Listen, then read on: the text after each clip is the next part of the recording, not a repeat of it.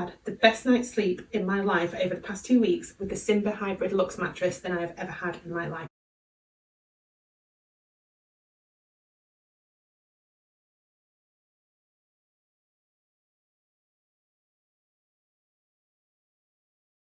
Team as they speak. As many of you know, our law firm has been at the forefront of some of the most important litigation in the United States.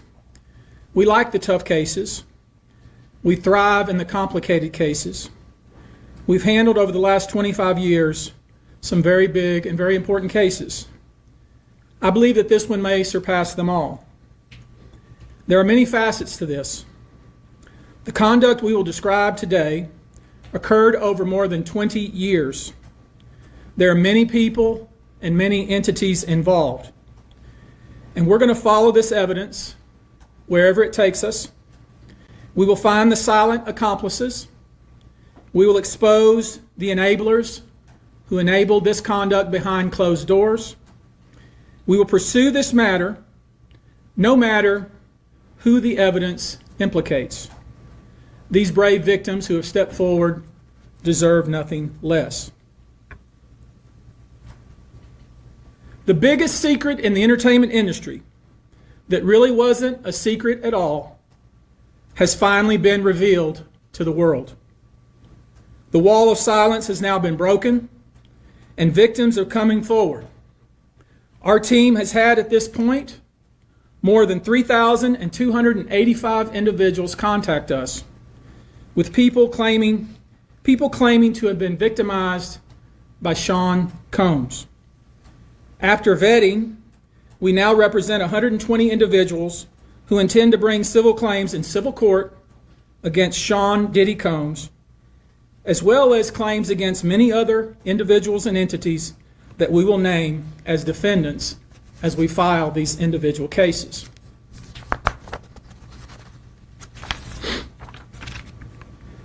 And you should know, to the extent the clients feel comfortable, we also intend to make these individuals available to the authorities, specifically to the FBI. And you should also know a few of them have already been spoken to by the FBI. Now, before we discuss the nature of the claims and claimants themselves, let me comment on the large volume of calls we have received since our first announcement. Even before the indictment of Sean Combs, we had received a small volume of calls and had screened a handful of cases. After the indictment of Sean Combs and the announcement that we were pursuing these claims, the floodgates opened. People who wouldn't otherwise, for a variety of reasons, are now stepping forward to make their voices heard and to pursue justice. But no, most of these people are scared. They fear backlash in their communities. They fear backlash in their own families. They are afraid of retaliation from the perpetrators and their associates. They are rightly afraid for their own personal safety. I expect that through this process, many powerful people will be exposed. Many dirty secrets will be revealed. We know what we are potentially up against. And as is always the case in situations like this, when a celebrity is involved, people can be downright mean and nasty. You would be shocked at the length fans will go, no matter the evidence to the contrary, to defend celebrities they love. I mean, there's a reason for this word fans. They're fanatics. I've personally already been threatened multiple times on social media. And when I agreed to pursue this, I expected as much. This isn't my first rodeo. But victims who step forward to have their voices heard should not be subjected to that kind of conduct. They should not be targeted. I want to say this, and I want to be clear about it. Although we are vetting each call as stringently as we can, I always start with a mindset that I believe victims. I believe victims because I understand the tremendous courage it takes to step forward. So if you're watching this, please hear me. If you're out there and you have been victimized, you are not alone. There is a great strength in numbers. You can seek redress. You can obtain justice. We can help you, and we will help you. That being said, as stated, we are vetting every call that we receive. We have had to turn away some. For each, we ask for corroboration. For each, we ask for the identity of witnesses.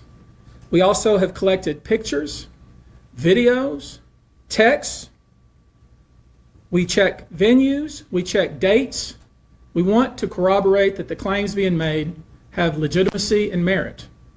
We have on staff now a former detective from the Major Offenders Unit of Houston Police Department who is helping us vet each claim. We're using our common sense.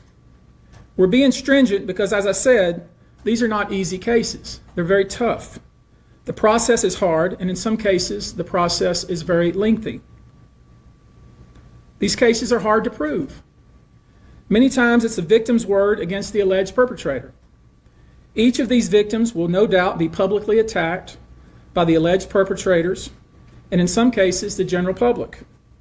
The feckless and cowardly keyboard warriors love to attack. We know what we're up against. We did not enter this fray blindly.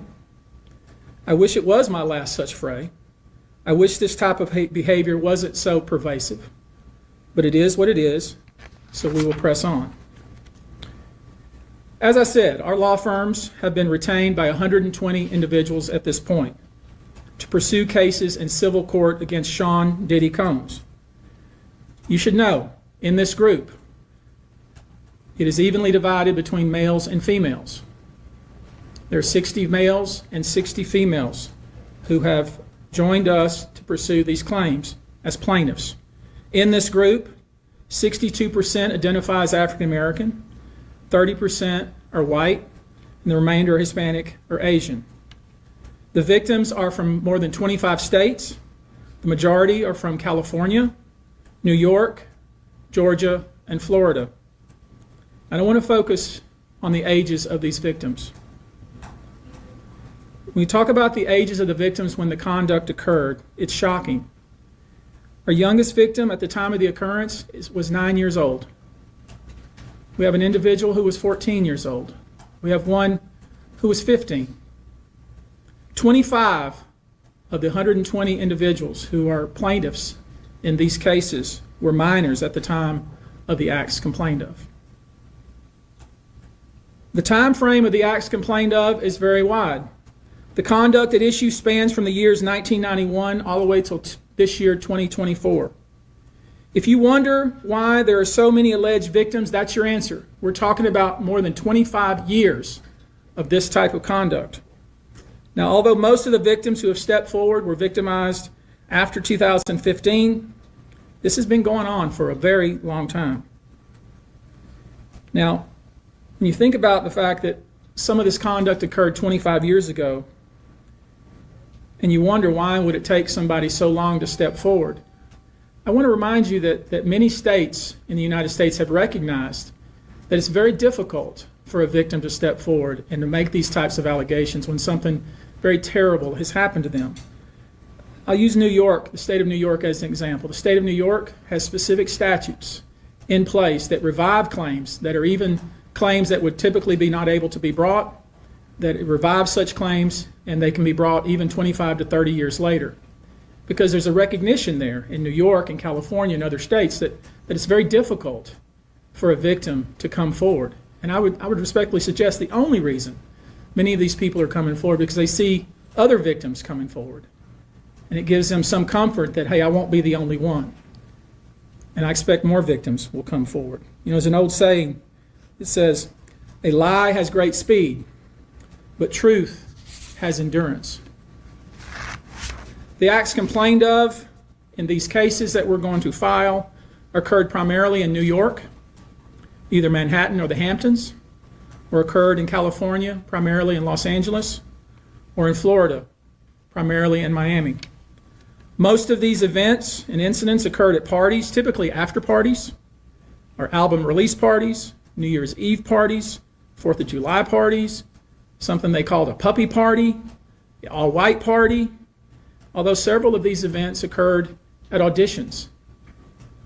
Many times, especially young people wanting to break into the industry, were coerced into this type of conduct. in the promise of being made a star, or in the promise of having Sean Combs listen to their tape, or even let them read for Sean Combs.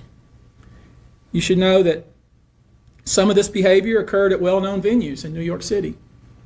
Some of this behavior occurred at private residences of people that we all know. Some of this behavior occurred at hotels that we're all familiar with.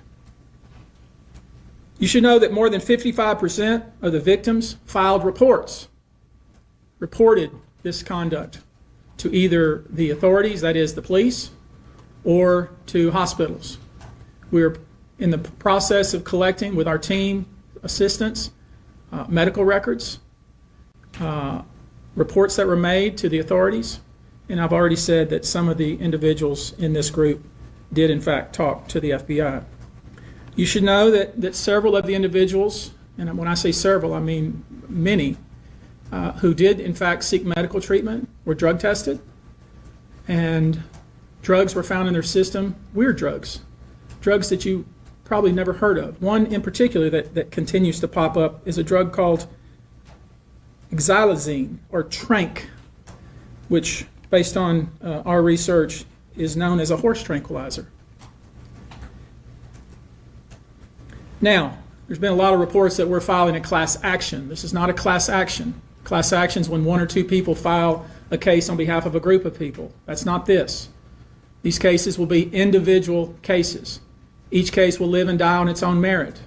These cases will be filed individually, one plaintiff against whoever the defendants were involved in the case. Each case may be filed in one venue like California, another case may be filed in New York. One case may sue just Sean Combs, but multiple other people. One case may sue a range of people. I would expect most, though, to be filed, as I said, thinking or hoping, or perhaps believing that I may start naming names. Well, that day will come, but it won't be today. The day will come when we will name names other than Sean Combs, and there's a lot of names. It's a long list already. And of course, I already know who some of these individuals are, but because of the nature of this case, we're going to make damn sure that we're right before we do that. But the names that we're going to name, assuming that our investigators confirm and corroborate what we've been told, are names that will shock you. These are individual cases. There are indeed other perpetrators involved. They will be revealed when that particular individual case is ready to be filed. They already know who they are. And I'm talking here about not just the cowardly but complicit bystanders. That is, those people that we know watched this behavior occur and did nothing. And I'm talking about the people that participated, encouraged it, egged it on. They know who they are. I call them the facilitators of foul play, willing participants in vile conduct. As we identify them, each will be part of this case as defendants. These defendants will not only include individuals, but would also include corporate entities who ultimately profited off of this culture and behavior. I'm looking at banks, pharmaceutical companies, hotels. We know that many of these individuals were paid cash. We know that many of these individuals involved, whether they were the ones being assaulted and abused, or they're witnessing other people being assaulted and abused and then paid and threatened and told to leave. Typically paid 10 grand in cash and told to leave. And then threatened as they were leaving. So in addition to Sean Combs, you should know the defendants in these cases we're going to file will include anyone, of course, who engaged in the assault or exploitation, anyone who participated in such in any way, anyone who encouraged or facilitated this conduct, anyone who was in the room and watched it happen but made no effort to stop it, any venue or venue owner who was aware of what was going on but failed to stop it, any individual or entity who knew about the conduct and benefited from it but did nothing to report it or stop it, and any individual or entity who covered it up or helped cover it up. These people who know who they are should just come forward now. I would imagine, as we speak here, there are a myriad of people who are very nervous. You can't hide skeletons in the closet forever. I would expect there are many people out there right now who are desperately searching their memories as they delete their text and data. Now, although these are in fact individual cases, there is a common theme, an MO, if you will. Typically, the victim is lured into a situation where he or she is given a drink. Typically, that drink, reported by these victims, is apparently laced with something. Once that drink takes effect, the perpetrators perform all kinds of sexual acts on the victims, many times passing him or her around as other people watch and enjoy the show, and then leave the victim ashamed, confused, injured, and wondering what happened. When the victim reaches out, he or she is told not to say anything. Sometimes there are threats of physical violence or financial repercussions or bodily harm. If you want to make a full-time income from home working part-time, you need to know this one concept, because the claims we intend to bring will include the following: violent sexual assault or rape, sexual abuse, facilitated sex with a controlled substance, false imprisonment, compelling prostitution, sexual misconduct, dissemination of video recordings, false imprisonment, sexual abuse of minors. Given the large volume of cases, and given our other docket obligations, and given the fact that we want to be sure when we file these cases that they are fully vetted, I expect we'll start filing these cases against Sean Combs and other perpetrators within the next 30 days. Now, it's rare, sexual abuse, sexual exploitation, this type of activity is pervasive in our society, and it's rare we get a chance where